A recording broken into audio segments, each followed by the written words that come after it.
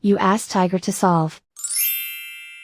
This deals with linear equations with one unknown.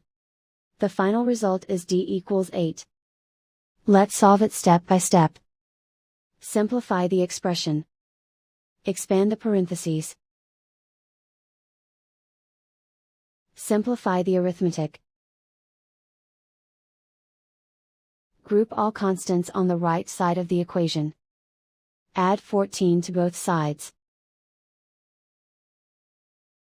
Simplify the arithmetic.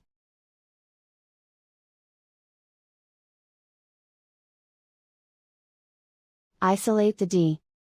Divide both sides by 7. Simplify the fraction. Find the greatest common factor of the numerator and denominator. Factor out and cancel the greatest common factor. And so the final result is d equals 8.